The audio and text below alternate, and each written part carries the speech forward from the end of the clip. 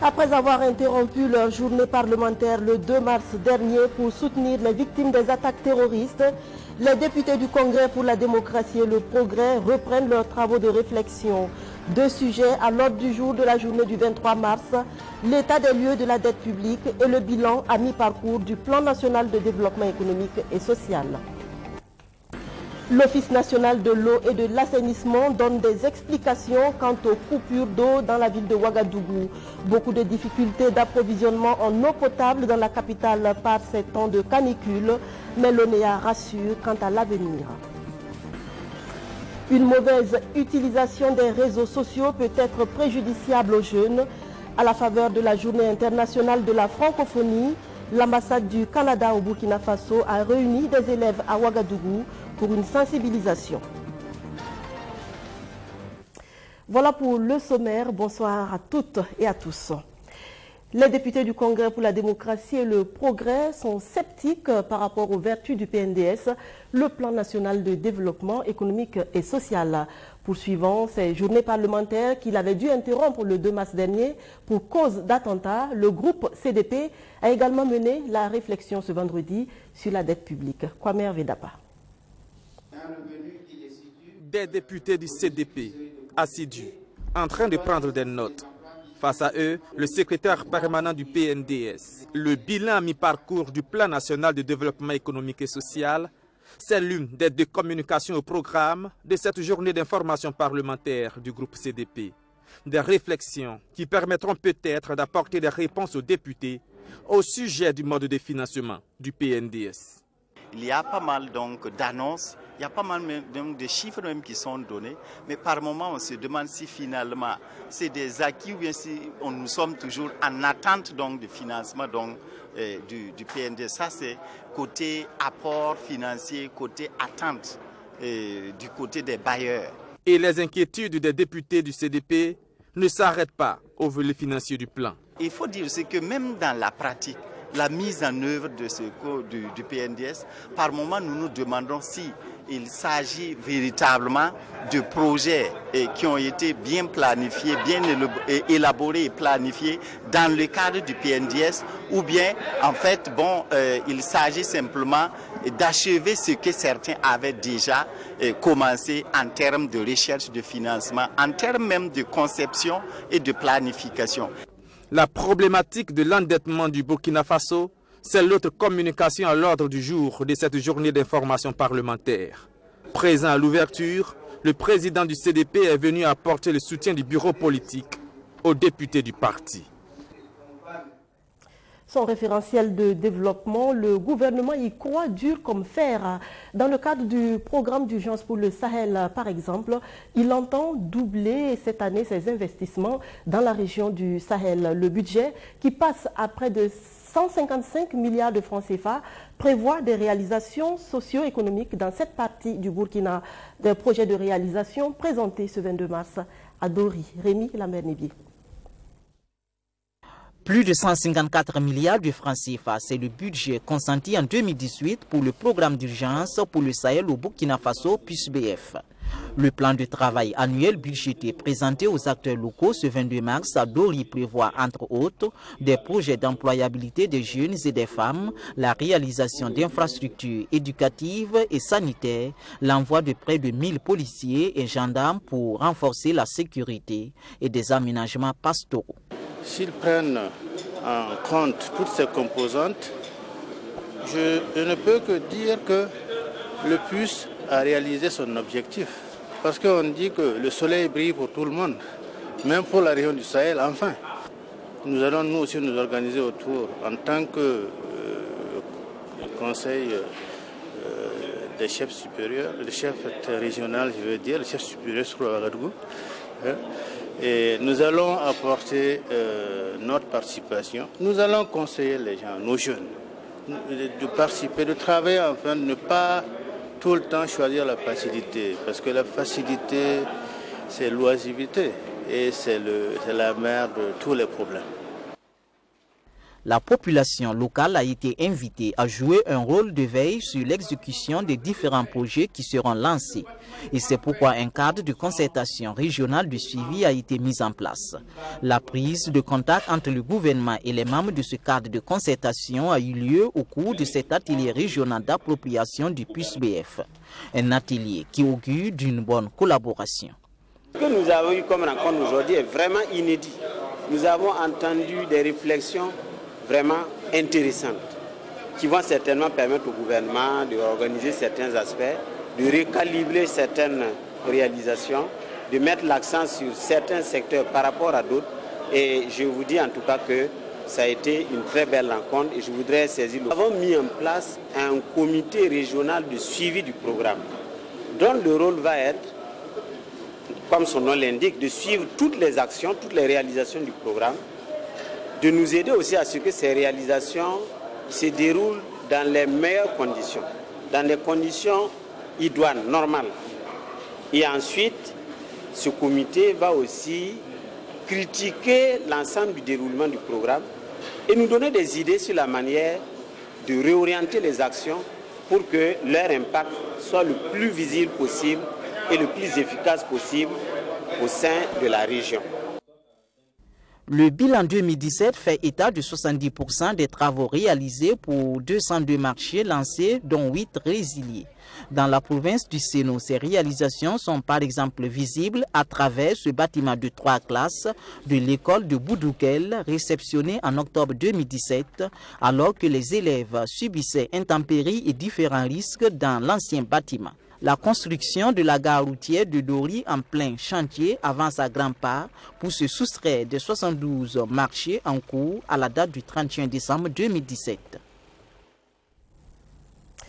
À Ouagadougou, le 0 corvée d'eau promis par le président du Faso d'ici à 2020 est très attendu, tout comme le barrage de Ziga 2 censé mettre fin au problème d'approvisionnement en eau potable dans la capitale burkinabé. Depuis des années, canicule rime avec pénurie d'eau à Ouagadougou, mais l'Office national de l'eau et de l'assainissement se veut rassurant. Ses responsables étaient face à la presse ce matin. Madina Sinou. Le renforcement de la desserte en eau potable de la ville de Ouagadougou et environnant représenté sur cette carte. Les zones en rouge comme Kambouensin, Yagma, Bassenko ou encore Taptenga sont entre autres des quartiers où les coupures d'eau sont récurrentes. Face à la presse ce 23 mars, les responsables de l'ONEA, l'Office national de l'eau et de l'assainissement, expliquent les difficultés liées à la distribution de l'eau potable dans la ville de Ouagadougou. On a des difficultés dans certains quartiers. Et c'est comme on l'a dit tout à l'heure, c'est dû à l'insuffisance de la capacité de transit dans les tuyaux. C'est-à-dire, autrement dit, les tuyaux sont assez petits actuellement pour transiter le volume d'eau consommé par les populations actuellement. Donc on est en train d'y remédier au fur et à mesure. Mais on suit ça au quotidien pour que personne ne passe 24 heures sans eau.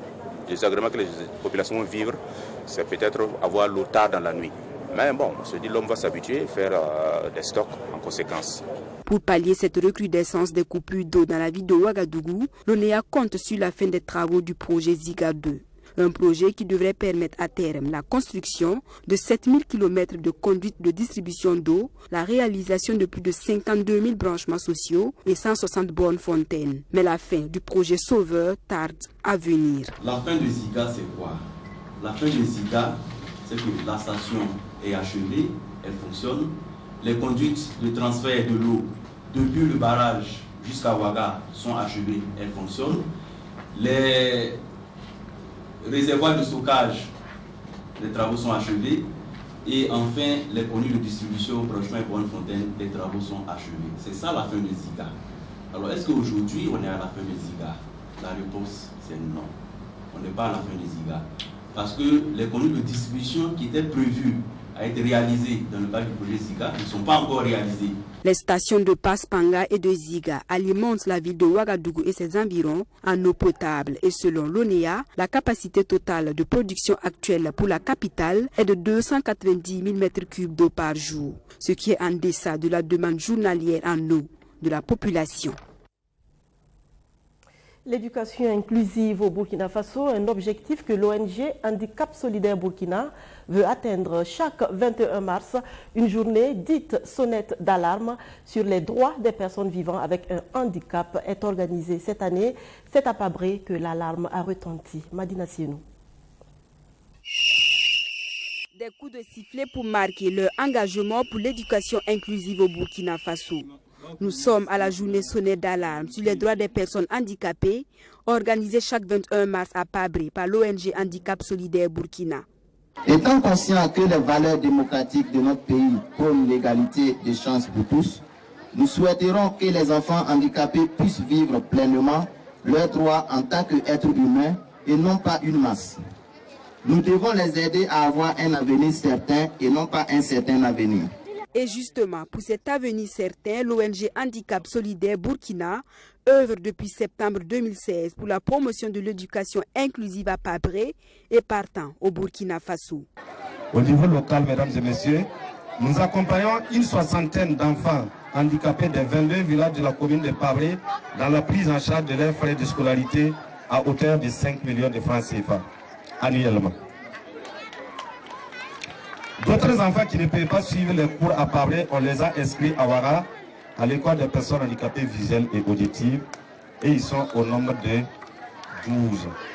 La bonne nouvelle qu'on voudrait vous annoncer ce soir est que les autorités municipales ont pris une longueur d'avance dans la facilitation et l'accompagnement des handicaps solidaires Burkina à trouver un espace pour la construction d'un centre de l'éducation et d'éducation inclusive dans la commune rurale de Pabré.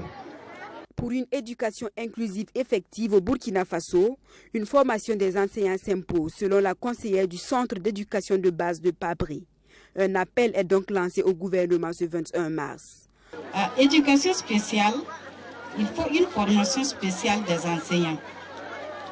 Ce dernier volet reste à revoir et nous nous tournons vers la direction centrale de l'éducation inclusive et nous nous manquerons de transmettre à qui de droit cette doléance combien objective. Pour la construction du centre de rééducation et d'éducation inclusive dans la commune rurale de Pabré, le terrain est déjà un acquis. Il reste la mobilisation des fonds pour le début des travaux. Un appel aux bonnes volontés est lancé. L'ambassade du Canada attire l'attention des jeunes sur les dangers liés à l'utilisation des médias sociaux. À la faveur de la Journée internationale de la francophonie, célébrée tous les 20 mars, un atelier de sensibilisation a été organisé à l'intention des élèves de la ville de Ouagadougou. Samira Samandoulougou, Luc Pagbelgem.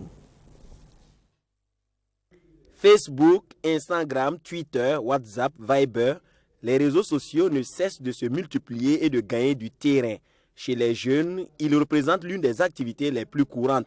Mais mal utilisés, ces réseaux et médias sociaux peuvent comporter des risques pour leurs utilisateurs et leur entourage.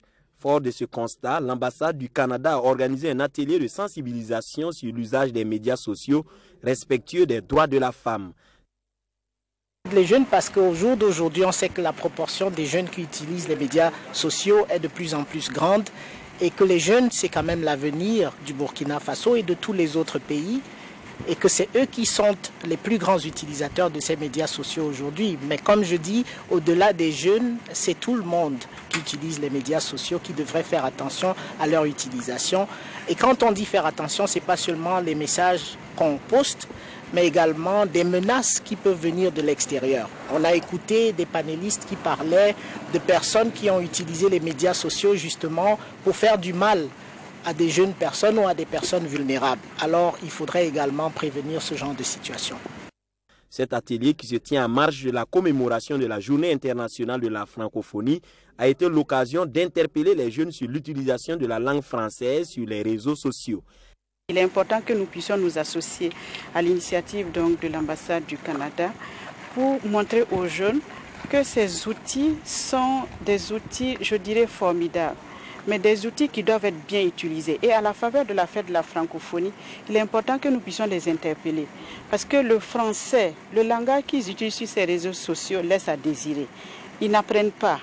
Et il est important qu'ils reviennent au langage classique. C'est ça qui les forme et c'est ça qui les permet de mieux maîtriser la langue française. À la fin de l'atelier, ce sont des jeunes forts de nouvelles expériences que nous retrouvons. J'ai appris qu'on doit avoir un bon usage des réseaux sociaux. On doit éviter de publier nos photos sur les réseaux sociaux. Et on doit chercher aussi des bonnes relations sur les réseaux sociaux. Je ferai de mon mieux pour utiliser un français impeccable et correct pour repérer au moins les quelques erreurs que je peux avoir au niveau du français. Au niveau des photos, j'essaierai de sensibiliser un peu les jeunes filles car nous voyons tous qu'elles montrent leur valeur et elles montrent leur corps. Elles n'arrêtent pas de s'exhiber, d'exhiber leur partie sur les réseaux sociaux et cela détruit l'image de la femme. Plusieurs établissements publics et privés de la ville de Ouagadougou ont pris part à cette sensibilisation sur l'utilisation des médias sociaux ce jeudi 22 mars. La culture pour célébrer la francophonie, ça se passe au Caire, en Égypte. Les Burkinabés vivant au pays des pharaons ont à l'occasion exprimé leur identité culturelle. Un concert et un défilé de mode aux couleurs du Faso d'Anfani devant des diplomates de pays ayant la langue française en partage. Sur place, dans la capitale égyptienne, la correspondance de Geoffroy Zongo. D'Anfani, source de curiosité et d'admiration au Caire, capitale politique de la République arabe d'Égypte. À l'occasion de la Journée internationale de la francophonie qui a eu lieu le 20 mars dernier, les ressortissants des pays membres de cette organisation se sont rencontrés à l'Opéra du Caire pour un partage culturel. La communauté burkinabé vivant en Égypte a participé au défilé avec le Faso d'Anfani. Cette tenue traditionnelle qui est l'identité culturelle du Burkina Faso. On ne dit pas de ne pas s'ouvrir. L'objectif de la francophonie, c'est de défendre la diversité culturelle. Et notre culture, nous devons garder notre culture. Il ne faut pas jeter notre culture. Quand nous on porte nos tenues, on sort ici, les gens sont fiers, c'est le Burkina Faso. Nous-mêmes, nous sommes fiers de notre produit qui est le Faso d'Anfani. En tant que citoyens burkinabés à l'étranger, nous avons le devoir de servir les intérêts de notre pays. Et voilà pourquoi nous nous sommes engagés du côté du défilé. C'est notre identité culturelle ici, c'est notre patrimoine. Où que nous soyons ici à travers ce paille, on reconnaît tout à fait le Burkina Faso, tout de suite et maintenant le Burkina Faso. Et c'est une fierté pour nous, en tant que Burkinabés, d'être appréciés à travers cet habillement. Auprès des autres communautés partageant en commun la langue française, les Burkinabés se distinguent par cette tenue. Ici, c'est tout simplement le mérite des tisseuses et des tisserands du pays des hommes intègres qui est reconnu.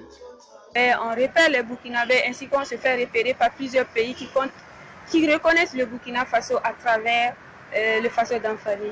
Il y en a beaucoup, il suffit de passer, disent c'est le Burkina simplement parce qu'on a porté le Faso d'Anfani. Et on était 3 arrêtés ici, il y a un qui travaillait à l'ambassade du Cameroun, il est venu vers nous saluer, que vous êtes des Burkinabés, on dit oui, nous sommes des Burkinabés, il dit que oui, lui il travaille à l'ambassade du Cameroun et c'est une fierté pour nous. Un concert animé par des Égyptiens francophones a précédé le défilé de mode. Une quinzaine de représentations des corps diplomatiques de pays francophones ont répondu présents à cette rencontre d'échange culturel. La culture burkinabé sera magnifiée dans toute sa diversité 7 jours durant à Bobo-Dioulasso, la Semaine nationale de la culture édition 2018. C'est dans moins de 24 heures. En attendant l'ouverture officielle, nous vous conduisons ce soir sur le site qui va abriter la foire à la rencontre des exposants burkinabés et étrangers venus participer à la fête. Thomas Yao et Arsène Konditamde nous servent de guide. Nous sommes ici sur le site de la SNC, la Semaine nationale de la culture. Un jour avant le début de cette messe de la culture, les commerçants s'attellent à s'installer sur les stands qu'ils ont loués. Entre travaux de menuiserie et décoration, les commerçants ne chôment pas. Les petits plats sont en train d'être mis dans les grands en attendant l'ouverture officielle de la foire. On n'a pas eu de problème. Depuis qu'on commence à venir ici, on n'a pas eu de problème. Ouais, en tout cas, le coin, ça nous plaît beaucoup même. Et c'est le nom plus Dieu même que le marché là, ça soit bien même. Et que tout le monde repart en paix. Non, c'est pas cher. Le pull, c'est bon. C'est 60 000 seulement. La Semaine nationale de la culture, c'est aussi un rendez-vous incontournable d'affaires pour de nombreux commerçants de la sous-région ouest-africaine. Piesco est un exposant de tenues artisanales venu directement de Lomé. Il est à sa première participation à la Semaine nationale de la culture. Il y a des camarades qui viennent ici chaque fois. Ils ont commencé avec la foire. Et bon, l'envie m'a pris, ils m'ont parlé de la foire, comment ça marche, comment les gens sont accueillants ici. Donc, je suis intéressé cette année et je suis là. Jérôme, Ouagalais et vendeur de sacs pour dames est très remonté contre les organisateurs. Il a eu du mal à retrouver son stand depuis son arrivée sur les lieux. Certains numéros de stand ne suivent pas l'ordre normal et comme on peut le voir, les stands 167 et 172 se suivent et pour lui, c'est inacceptable. Cette année, l'organisation de la SNC ne se passe pas bien. Comment le stand 172 peut venir avant le stand 167 et en plus ils sont côte à côte? C'est seulement hier nuit qu'ils ont fait ce travail. Et en plus à la va-vite. Certains d'entre nous n'ont toujours pas encore retrouvé leur stand. J'ai payé 65 000 francs en plus de l'assurance et regardez ce qu'ils font. Ce vaste espace est celui réservé aux restaurateurs et aux tenanciers de maquis. Tous espèrent pour cette 19e SNC que la chance va leur sourire. Bon, ça va. On prie Dieu seulement que ça marche. Tout quoi. On invite les gens à venir nombreux, à prendre part à la SNC. Et ben, ils n'ont qu'à sortir quoi. Voilà. Pour le moment, on a loué plus de 400 et quelques chaises avec des bâches. Bon. Nous on prie maintenant les gens qui ont loué les bâches avec nous que les maquis marchent bien. C'est ce qu'on souhaite pour qu'ils paient notre argent. Dans la matinée de ce 23 mars, le ministre en charge de la culture, Abdul Karim Sango, a visité les installations avec ses collaborateurs. Histoire pour lui et sa délégation de constater à quel niveau se situent les préparatifs.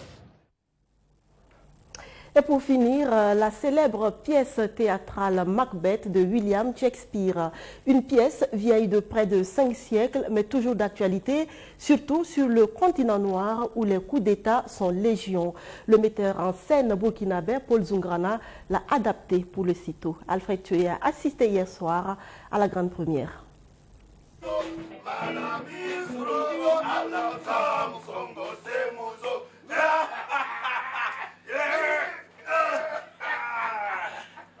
Je n'ai jamais vu un jour si horrible et si beau.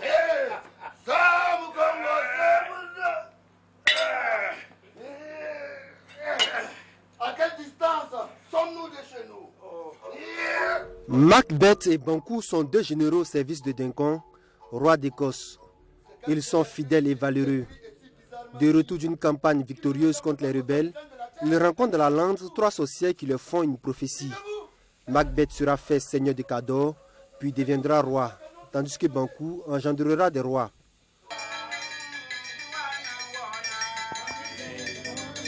Mon noble cousin, tu as eu telle avance que même volatile d'elle, la gratitude ne peut te rattraper. Tout ce qui me reste à dire, c'est qui te dit plus que je ne puis te payer. L'obéissance et la loyauté que je vous dois trouvent en elle-même leur récompense, votre Altesse. Sois le bienvenu ici. Je viens de le planter. Je travaillerai à le faire parvenir à la plus haute croissance. Mon noble Banquo. C'est alors que le roi Duncan attribue effectivement le titre de sœur de Cador à Macbeth. Plutôt que de se satisfaire de cet honneur, il s'interroge alors sur son avenir et confie ses ambitions à son épouse, Lady Macbeth. Désormais, je ferai le même cas de ton amour. As-tu peur d'être dans tes actes et dans ta résolution le même que dans ton désir? Le chat avait mangé le poisson, mais il ne faut pas se mouiller les pattes. Impatiente, elle pousse son époux à assassiner le roi afin de s'emparer du pouvoir. C'est le début d'une longue série de meurtres. N'as-tu rien entendu? J'ai entendu le hibou crier, le griot crier. N'avez-vous pas parlé? À l'instant même. Quand je descendais? Oui. Voilà une chose horrible à voir. Il est stupide de dire c'est horrible à voir. Il m'a semblé entendre une voix crier. ne dort plus. Macbeth a tué le sommeil. Le sommeil innocent. Ah.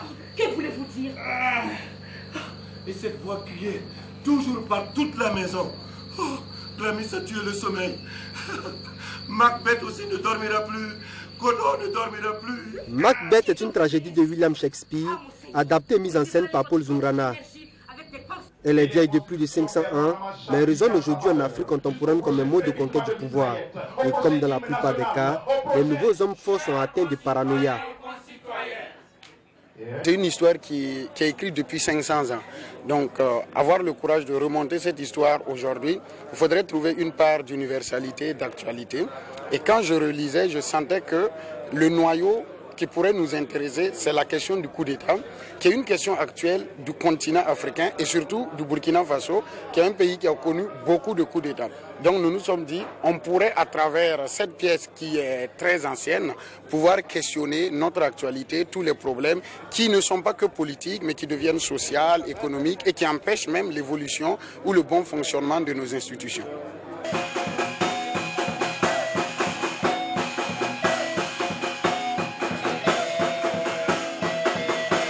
Macbeth, c'est la 42e création majeure du sitôt et la première de l'année 2018.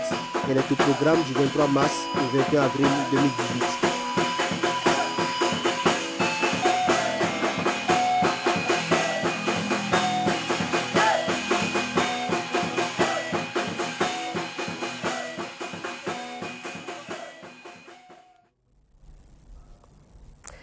Le printemps revient chaque année. Croire en soi, ne jamais perdre espoir, c'est marcher sur le chemin de la réussite, quand bien même l'obscurité de la nuit est trop intense. Le plus beau reste à venir, il suffit d'y croire. Merci de votre constante fidélité à ce rendez-vous de l'information sur BF1. À bientôt.